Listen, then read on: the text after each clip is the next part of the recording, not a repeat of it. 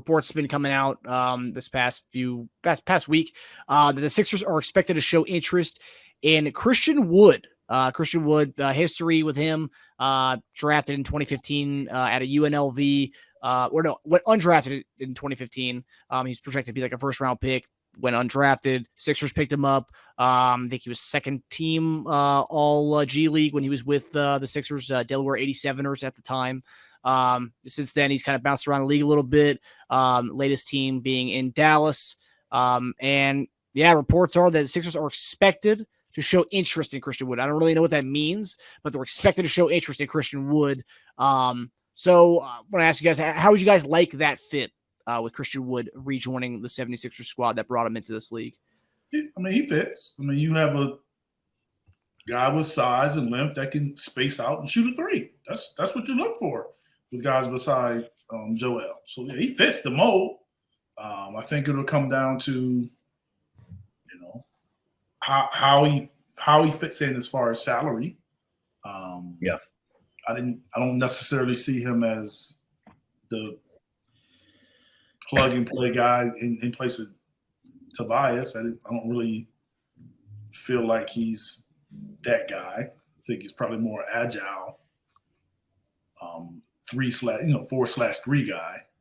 But I think he is a guy that can play alongside Joel as well as some minutes behind him. So I think he's a good fit. On the surface, it sounds great, especially if it's a good deal. He's played 4 and 5.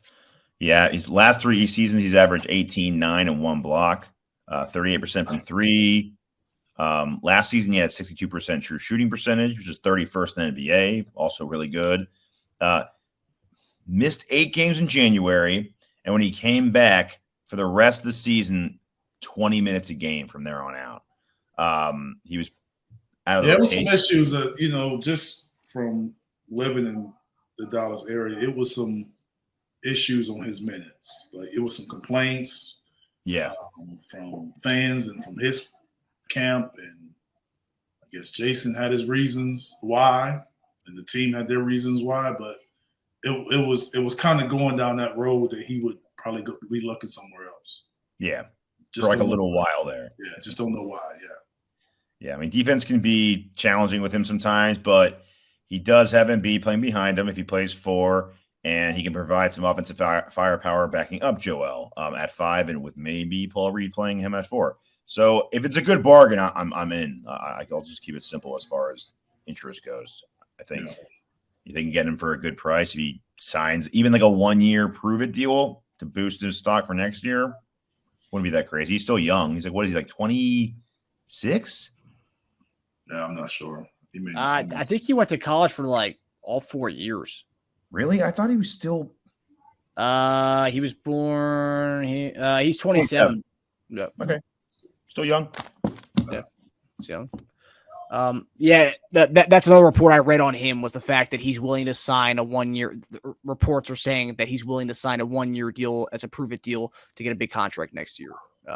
So that would fit. Hey, if there's an opening that Tobias leaves, Christian Wood, Philly's a good place to come to. You got if Harden resigns, you got him at point. I mean, yes, it's less shots. We know that. But if he thinks he can maximize with his 62% true shooting, maximize those touches, and get backup minutes without Embiid on the floor, not bad. Eric, would that be something that a player thinks about, like a guy like Christian Wood, who, let's say he does sign a 1-year deal? Is he not thinking about, like, look, I'm going to go here. I saw with Tobias, there was games where Tobias, saw the ball, had like 5 or 6 or 7 shot attempts. Is that something that could be concerning to a guy like that who wants to? Yes, definitely. I mean, if you're going for a 1-year deal, most guys want to go to a team where you're able to get consistent minutes and be able to put up consistent points. It's the consistency that people are going to look at. And you also want to win, but that's where the Sixers can help, because they'll win some games. But being able to help a team get better, like if you come there and your minutes or yo-yo and your numbers are going down, then it's very crucial that your team's a winning team and they took a jump. And so then it comes down to the timely play, timely shots, timely buckets, things that you're able to contribute on. but the team got to be playing well to get you in that moment. So you look at, let's look at Denver in their run, or Miami, and how those guys on those teams, if they played that same way and it was just regular season, it's just regular season. But when they made those plays in that moment, now the eyes are on them. It's different.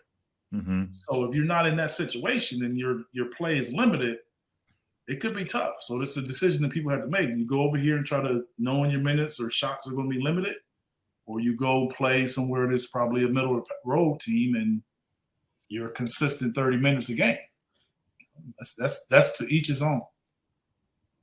And Miami's the other team interested in him, apparently. So there you go. We know he'll go there and play better. Yep. Yeah.